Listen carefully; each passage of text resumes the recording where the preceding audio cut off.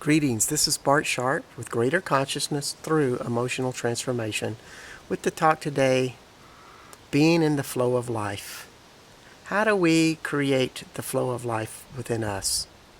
Well, first is that we have to be aware of what is making us not be in the flow, which is usually emotions such as anger or fear or just something up in our life that's bothering us. And the best thing you can do is deal with it. Find a resolution. Whatever you're avoiding, whatever that's uncomfortable, pay attention to it. See what you need to do to where you feel clear and open. Because the body is a very sensitive thing, and when something is bothering us, something in the flow of our body stops. And that's what the flow of life is about. It's not a mental thing, it's a body thing. In other words, in the trunk of our body, and I'm talking about from the shoulders all the way down to the space between our hips, the whole trunk area is a flow of consciousness. Of course, we're talking about 5 chakras there, and all of that is the flow of living on life on this planet, particularly the 1st, 2nd, 3rd, and 4th chakras, and that would be all the way up to your heart on the 4th. When we're in flow with those, everything is easy and things just happen for us. Everybody desires to have the flow of life, but a lot of people cannot figure out, how do I stay there all the time or most of the time? Well, some of the things you can first do beyond just dealing with your emotional issues and what is bothering you is stay aware of your body. Stay aware of what is happening inside of you, inside your gut, your heart. And there's kind of some stages that you can just address.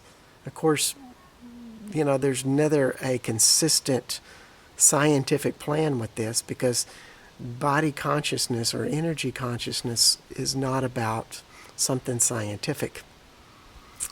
So maybe a good place to start would be just to breathe.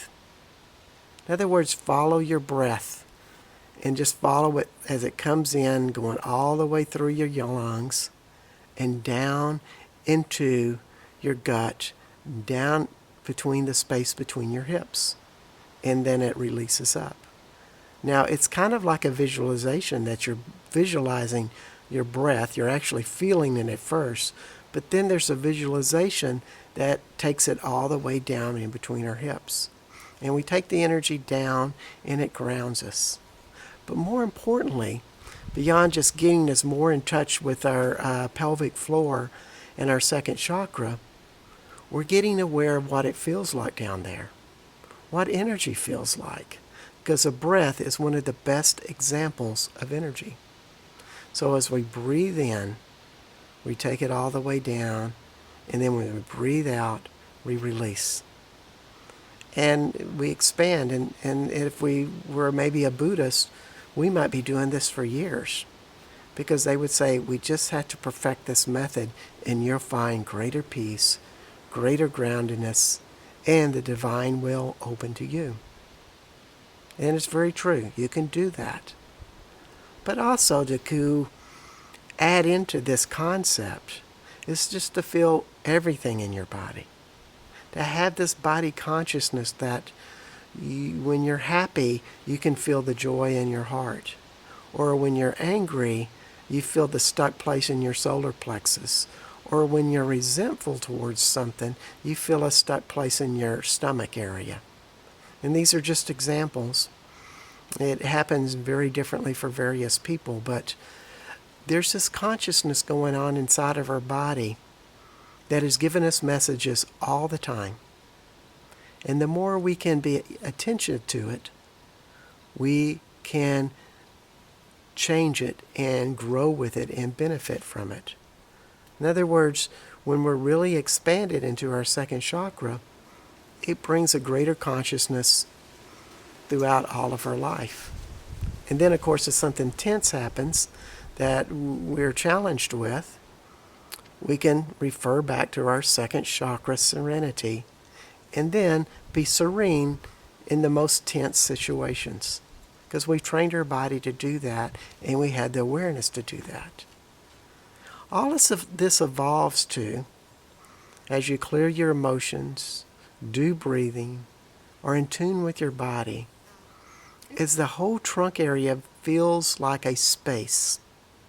In other words, a big empty space of consciousness. And it's a wonderful feeling and sensation.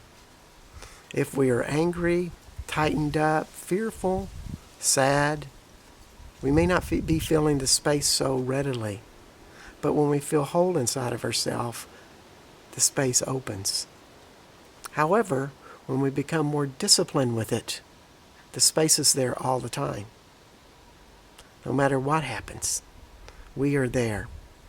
And it's so much easier when we're in this space to be something very important, and that is detached. Detached from our surroundings and embodied inside of us, where our real expanded consciousness exists, inside of our body.